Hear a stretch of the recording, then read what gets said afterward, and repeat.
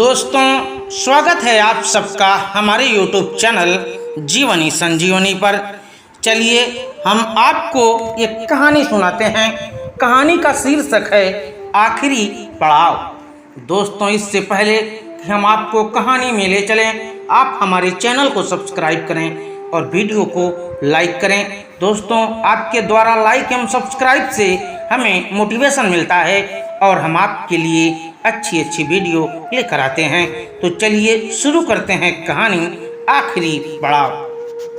सुंदरबन इलाके में रहने वाले ग्रामीणों पर हर समय जंगली जानवरों का खतरा बना रहता था।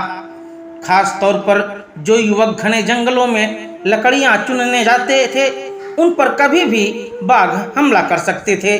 यही वजह थी कि वे सब पेड़ों पर तेजी से चढ़ने उतरने का प्रशिक्षण लिया करते थे। प्रशिक्षण गांव के ही एक बुजुर्ग दिया करते थे, जो अपने समय में एक कला के महारथी थे। आदर पूर्वक सब उन्हें बाबा कहकर पुकारा करते थे।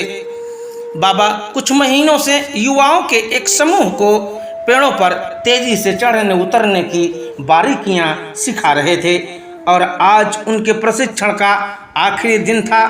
बाबा बोले, आज आपके प्रशिक्षण का आखिरी दिन है।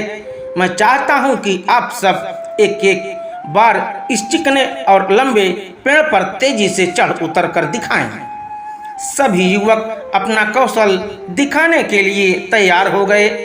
पहले युवक ने तेजी से पेड़ पर चढ़ना शुरू किया और देखते देखते पेड़ की सबसे ऊंची शाखा पर पहुंच गया। फिर उसने उतरना शुरू किया और जब वो लगभग आधा उतर आया तो बाबा बोले, सावधान, जरा संभल कर, आराम से उतरो, कोई जल्दबाजी नहीं। युवक सावधानी पूर्वक नीचे उतर आया।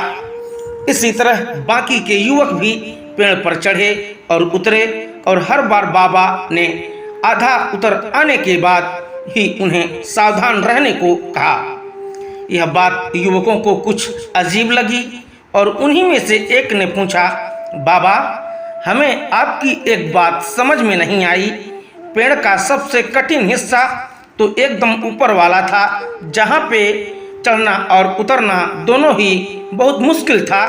आपने तब हमें सावधान होने के लिए नहीं कहा, पर जब हम पेड़ पर आधा हिस्सा उतर आए और बाकी हिस्सा उतरना बिल्कुल आसान था, तभी आपने हमें सावधान होने के निर्देश क्यों दिए?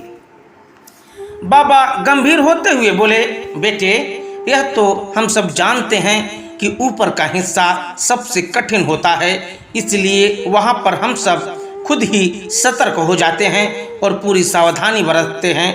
लेकिन जब हम अपने लक्ष्य के समीप पहुँचने लगते हैं तो वह हमें बहुत ही सरल लगने लगता है।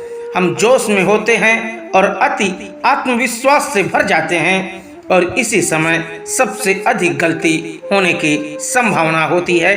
यही कारण है कि मैंने तुम लोगों को आधा पेड़ उतर आने के बाद सावधान किया, ताकि तुम अपनी मंजिल के निकट आकर कोई गलती न कर बैठो। युवक बाबा की बात समझ गए। आज उन्हें एक बहुत बढ़िया सीख मिल चुकी थी। मित्रों, सफल होने के लिए लक्ष्य निर्धारित करना बहुत ही जरूरी है और ये भी बहुत जरूरी है कि जब हम अपने लक्ष्य को हासिल करने के करीब पहुंच जाएं, मंजिल को सामने पाएं, तो कोई जल्दबाजी ना करें और पूरे धैर्य के साथ अपना कदम आगे बढ़ाएं।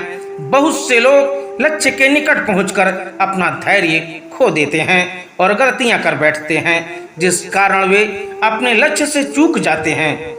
इसलिए लक्ष्य के आखिरी पड़ाव पर पहुंचकर भी किसी तरह की असावधानी मत बरतिए और लक्ष्य प्राप्त करके ही दम लीजिए। दोस्तों, अगर कहानी आपको अच्छी लगी हो तो कहानी को आप अपने दोस्तों में शेयर जरूर करें। मिलते हैं कल एक और नई कहानी के साथ। तब तक के लिए जय हिंद, जय भारत, वंदे मातरम।